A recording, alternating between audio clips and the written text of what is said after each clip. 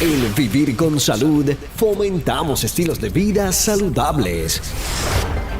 La enfermedad de Parkinson es un trastorno progresivo que afecta al sistema nervioso y las partes del cuerpo controladas por los nervios.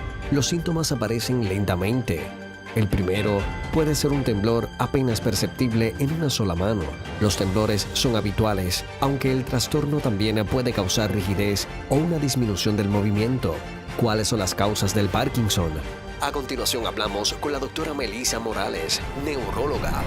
Cuando de tu salud se trata, escoge a Vivir con Salud, con la periodista Luz Nereida Vélez. Somos tu nuevo estilo de vida. Los problemas neurológicos existen y tenemos que prestarle también atención y hay que hablar sobre estos temas. Hoy me acompaña la doctora Melissa Morales García, neuróloga.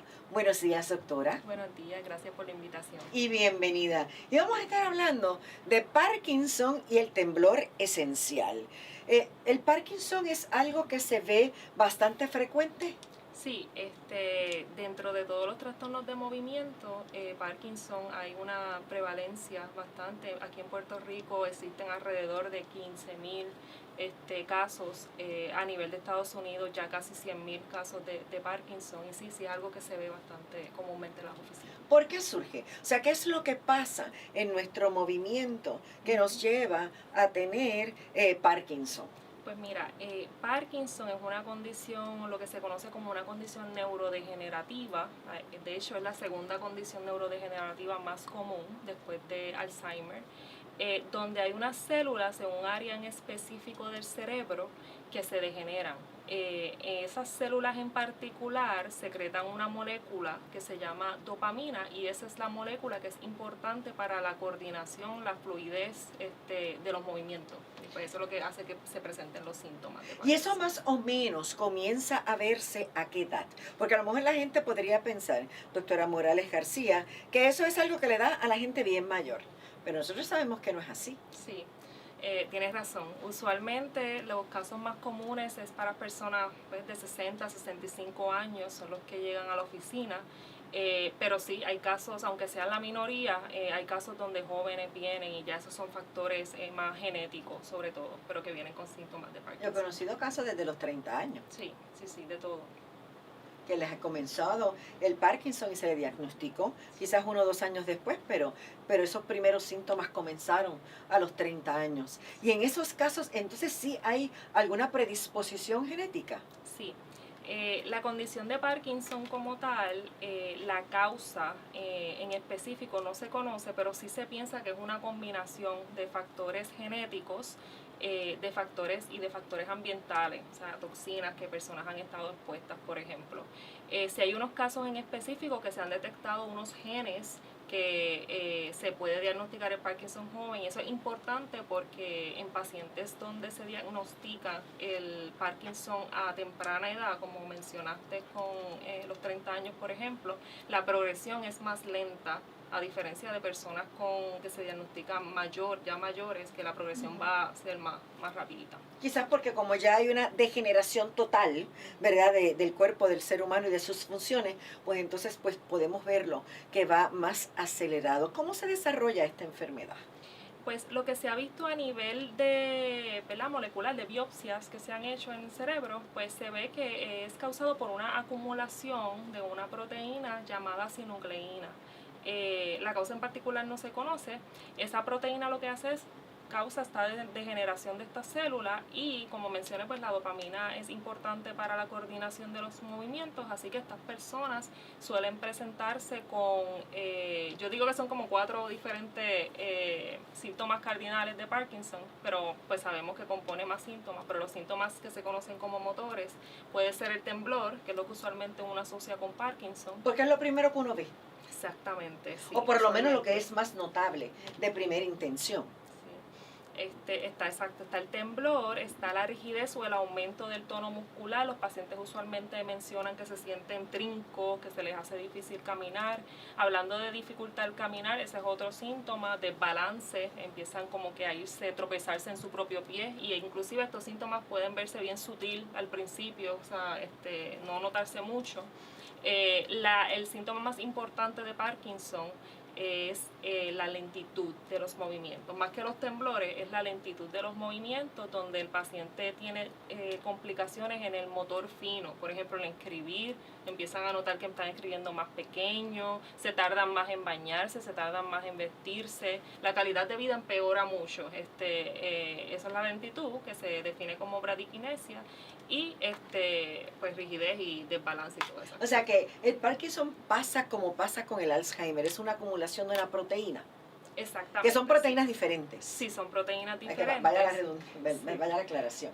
Sí, Alzheimer se conoce como estas condiciones tauopatías, porque la proteína que se acumula es la proteína tau, mientras que en Parkinson la proteína que se acumula es sinucleína, básicamente. Y es como quien dice tóxica y va perjudicando las células alrededor.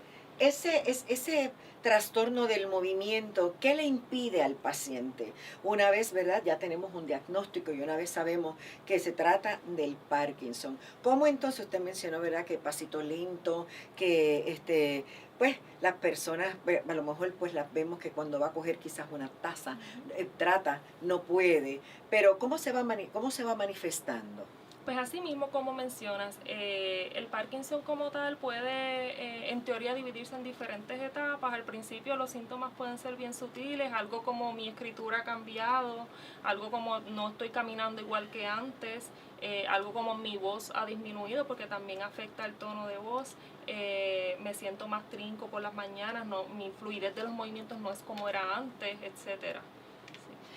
¿El Parkinson afecta diferente al hombre de nosotras las mujeres? Pues el Parkinson es más común en los hombres, se ha visto, pero en general los síntomas, como mencioné, los síntomas motores, que es lo que he estado describiendo, mayormente afecta de igual manera. Lo que sí es, y esto es importante mencionarlo, que la condición de Parkinson también tiene otro conglomerado de síntomas que se conocen como los síntomas no motores, que es por ejemplo depresión, ansiedad, las personas no quieren salir de la casa, estreñimiento, falta de olfato, problemas autonómicos, depresión, de la presión arterial, etcétera. Y pues sí se ha visto que estos síntomas pues pueden ser más comunes en las mujeres que en los hombres. O sea, que también viene acompañado de otros síntomas.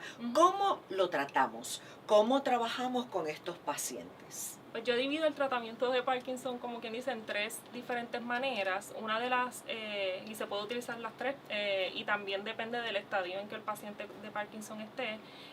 Una de las formas es, y by far la manera que, ¿verdad? Uno lo que más recomendaría es ejercicio. Ejercicio ha sido lo único no farmacológico, no de medicamentos, que ha demostrado que puede enlentecer la progresión de la condición. Así que, además de otras condiciones que sabemos que el ejercicio está ahí y es importante. Bueno, y si padece de presión arterial, Correcto. va a poder ayudar a disminuirla. Sí. Así que matar dos pájaros de un tiro ahí, ¿no? O sea, en general el ejercicio es bien importante. También el ejercicio involucra balance. Hay diferentes tipos de ejercicio y por ejemplo en terapia física se puede trabajar con eso. Importante que Parkinson como tal es una condición multidisciplinaria, es decir, que no solamente el neurólogo es el que debería estar envuelto, sino otros tipos de especialidades para tratar esto, incluyendo terapia física, un fisiólogo, etcétera, etcétera. Además de estos tratamientos que no son farmacológicos, la dieta mediterránea es la más que se ha estudiado para Parkinson. Se dice que hay un beneficio por los antioxidantes, aumento de fibra, que ya como mencioné, Parkinson puede tener, las personas pueden tener estreñimiento. Otro tipo de tratamiento, y ahí comenzamos con los tratamientos farmacológicos, los tratamientos con medicamentos. El más que se utiliza y es el más universal desde hace más de medio siglo, es el que se ha estudiado y de hace más de medio siglo es el número 1 en tratamiento, es levodopa. Levodopa es un precursor de dopamina, quiere decir que es como un suplemento de lo que carece el paciente, que es la dopamina. Y pues hay otros tipos de medicamentos que básicamente el fin de todos es aumentar esa dopamina que carece el paciente. Además de eso, están los otros tipos de tratamiento más invasivos, que es por ejemplo ya en etapas avanzadas, un gel, que es una formulación de levodopa, que es el mismo medicamento pero en forma de gel que se administra a nivel intestinal directamente. Esto posiblemente para personas que quizás tengan problemas al tragar. Hay otro tipo de intervenciones, por ejemplo, quirúrgicas, está la estimulación del cerebro profunda y la ablación con ultrasonido de Maray. Así que hay opciones, muchas opciones, y dependiendo, ¿verdad?, del estadio de cómo está el paciente. A veces la gente dice, pero ¿por qué me mandan a hacer ejercicio si no puedo? ¿Verdad? Como a la gente de fibromialgia que le duele. Pero es que yo he visto gente con Parkinson que definitivamente se ejercitan y hay que admirarlos. Literal, sí, y hasta kickboxing, y entiendo eso, y por eso yo trato de ser bien realista con los pacientes, o sea, no, es mucho más fácil recomendar ejercicio que hacerlo, pero cualquier cosa, no sé, desde ver televisión o lo que sea, poner pesitas y tratar de hacer lo que se pueda hacer con las limitaciones, todo es para mejorar la calidad de vida. Cuando de tu salud se trata, escoge lo mejor. Vivir con salud. Con la periodista Luz Nereida Vélez. Regresamos en breve.